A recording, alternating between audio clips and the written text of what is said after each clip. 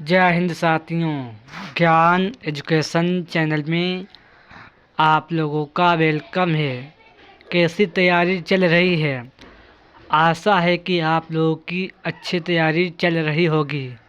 आज सामान्य ज्ञान के वेरी मोस्ट इम्पोर्टेंट 40 क्वेश्चन लाए हैं जो आने वाले SSC-MTS, SSC-CGL, RRB NTPC group D exam के लिए आज का सेशन वेरी इम्पोर्टेंट होने वाला है।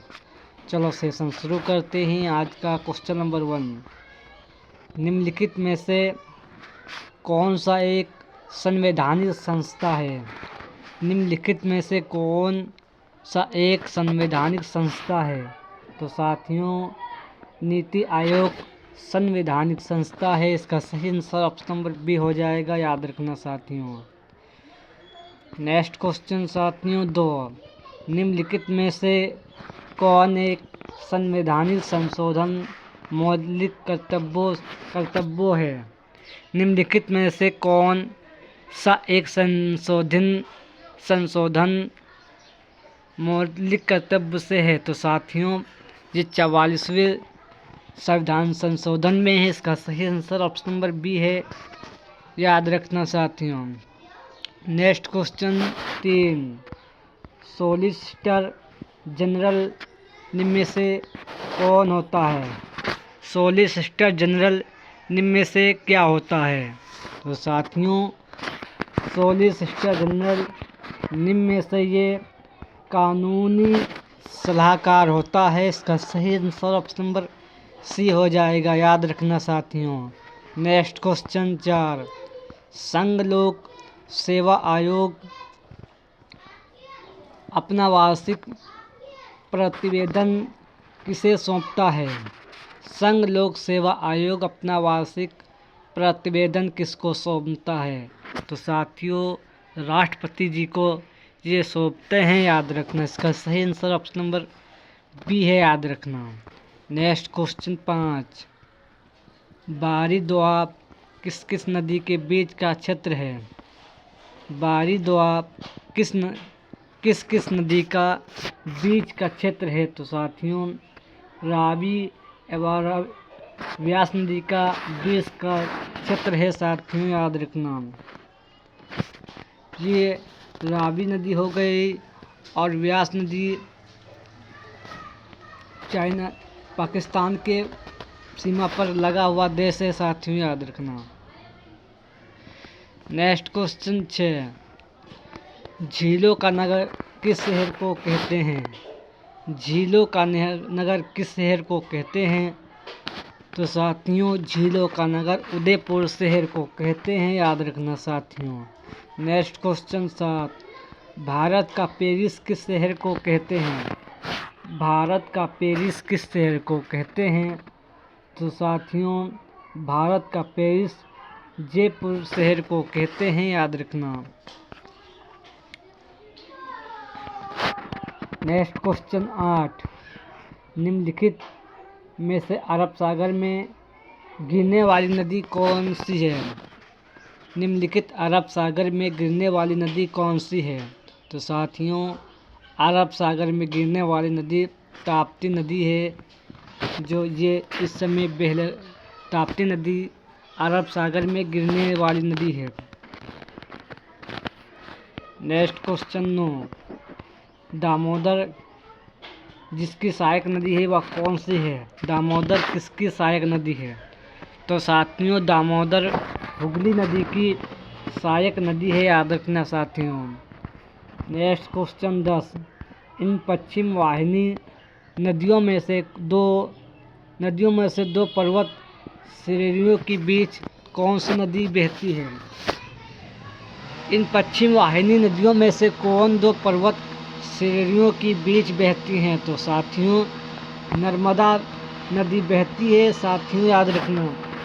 थीम के साथ क्वेश्चन लाए हैं क्योंकि आपके माइंड में सेट हो जाए।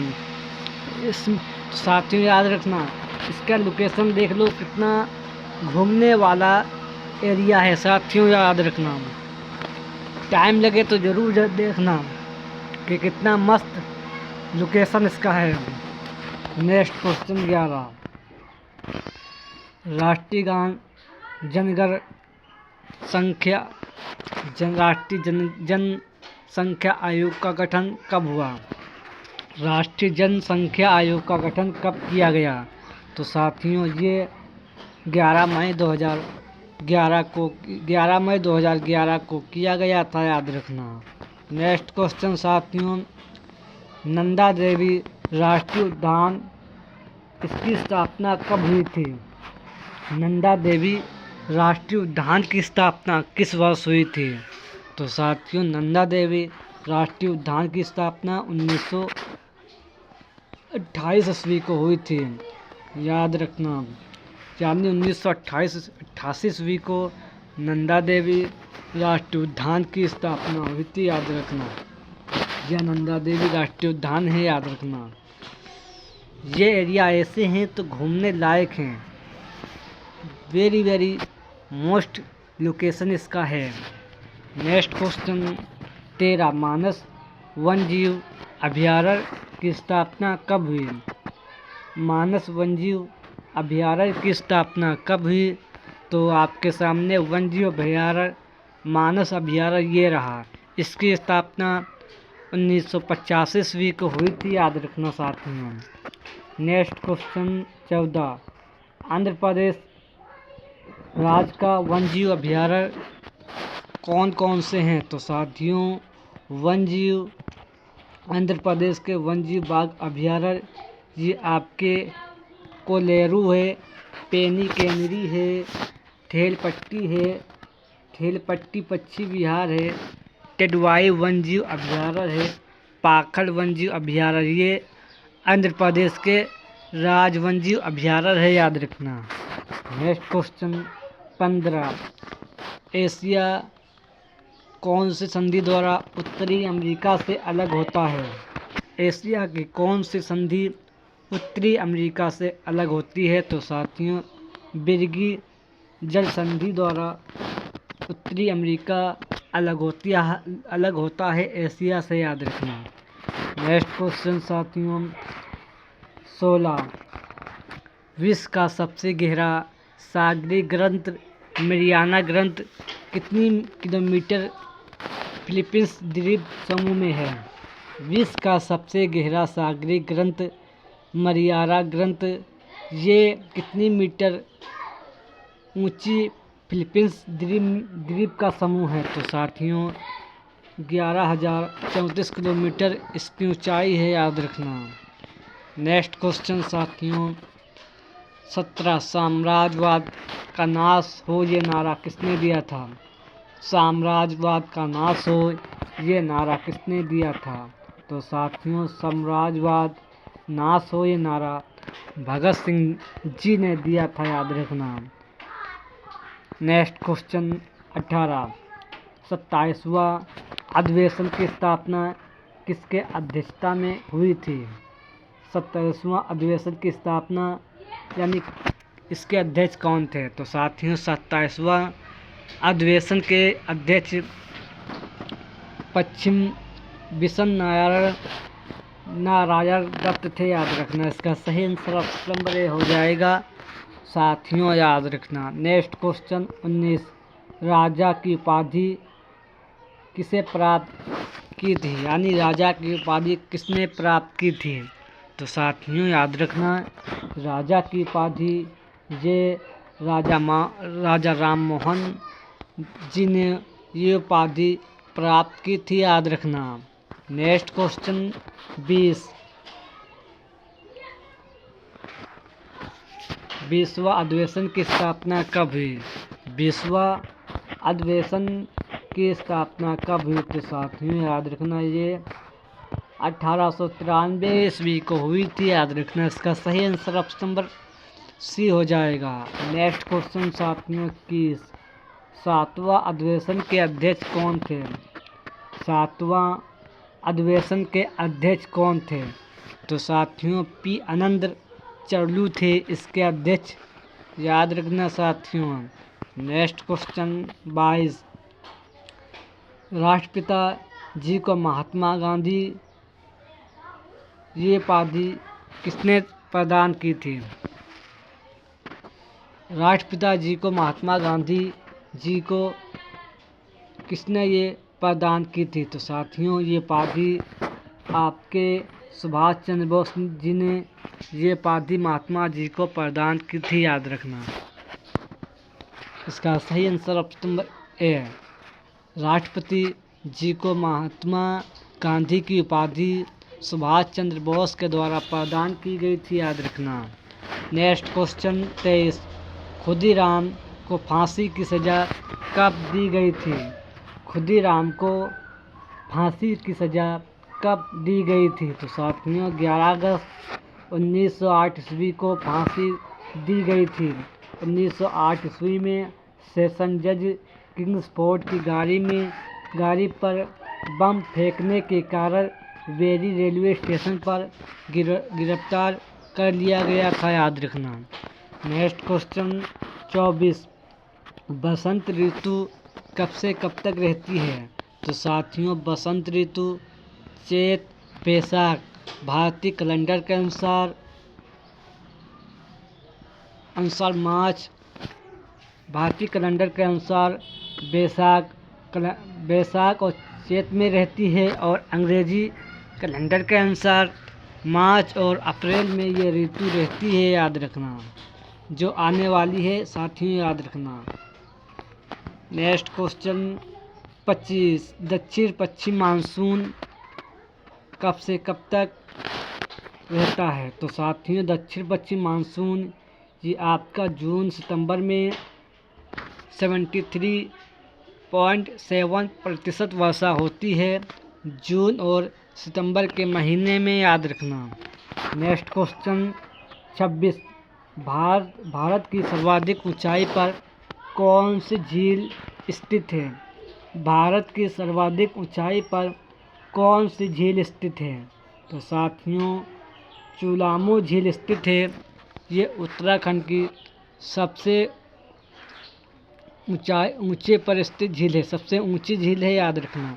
सर्वाधिक ऊंचाई पर यह झील है साथियों, याद रखना। Next question 27। तुंगभद्रा नदी का उद्गम कहाँ से होता है?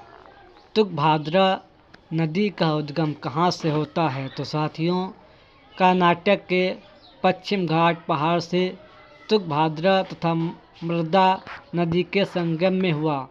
इसका संगम कृष्णा नदी में हुआ। इसकी लंबाई 331 किलोमीटर की है, याद रखना। नेक्स्ट क्वेश्चन साथियों 28। व्यास नदी का उद्गम कहाँ से हुआ? व्यास नदी का उद्गम कहाँ से हुआ? तो साथियों व्यास नदी का उद्गम की अगर बात की जाए तो रोहतांग दर्रे के समीप व्यास कुंड से 4330 किलोमीटर ऊंचाई पर हुआ। इसका उद्गम, इसकी लंबाई 470 किलोमीटर है, याद रखना साथियों। Next question 29। एन्नोर किस राज्य का बंदरगाह है? तो साथियों एन्नोर बंदरगाह की बात की जाए तो ये आपका उड़ीसा यानी उड़ीसा राज्य का बंदरगाह है, याद रखना साथियों। Next question 30। बंगलोर बंदरगाह किस राज्य में स्थित है? बंगलोर बंदरगाह किस राज्य में स्थित है? तो साथियों ये कर्नाटक राज्य में स्थित है, याद रखना। Next question 31। पूर्वी घाट के सर्वोच्च चोटी महेंद्रगिरी है, जो समुद्र तल से इसकी ऊंचाई कितनी है? पूर्वी घाटी की सर्वोच्च चोटी महेंद्रगिरी है, जो समुद्र तल से इसकी ऊंचाई कितनी है? तो साथियों याद रखना इसकी समुद्र तल से ऊंचाई 1500 मीटर इसकी ऊंचाई है, याद रखना साथियों। Next question 32। नेपाल हिमालय किस किस नदी का क्षेत्र है? नेपाल हिमालय किस किस नदी का क्षेत्र है? तो साथियों नेपाल हिमालय ये आपकी काली से तीसरा नदी का क्षेत्र है, याद रखना साथियों। Next question 33। ग्रीनलैंड का क्षेत्रफल कितना है? तो साथियों ग्रीनलैंड का क्षेत्रफल 2,70,5600 किलोमीटर इसका क्षेत्रफल है, याद रखना। नेक्स्ट क्वेश्चन साथियों 34, मरियाना ग्रंथ की खाई ये किस सागर में है? मरियाना ग्रंथ की खाई ये किस सागर में है? तो साथियों ये प्रशांत महासागर में है, साथियों याद रखना। नेक्स्ट क्वेश्चन 35, याप खाई किस सागर में अवस्थित है? याप खाई की बात की जाए तो ये किस सागर में अवस्थित है? तो साथियों याद रखना ये प्रशांत महासागर में अवस्थित है, साथियों याद रखना। नेक्स्ट क्वेश्चन 36, मेडागास्कर द्वीप का क्षेत्र वर्ग कितना है? मेडागास्कर द्वीप का क्षेत्रफल कितना है? तो साथियों इसका क्षेत्रफल आपका 5,90,000 किलोमीटर इसका क्षेत्रफल है। ये हिंद महासागर में स्थित है, याद रखना साथियों। नेक्स्ट क्वेश्चन, एलेसमेरे द्वीप जो कनाडा में स्थित है इसका क्षेत्रफल कितना है? एलेसमेरे द्वीप जो कनाडा में स्थित है इसका क्षेत्रफल 1,96,236 वर्ग किलोमीटर है। ये उत्तरी ध्रुव में महासागर में स्थित है, याद रखना साथियों। नेक्स्ट क्वेश्चन साथियों 38, क्यूबा द्वीप कितना वर्ग किलोमीटर इसका क्षेत्रफल है? क्यूबा द्वीप का कितना वर्ग किलोमीटर इसका क्षेत्रफल है? तो साथियों याद रखना इसका क्षेत्रफल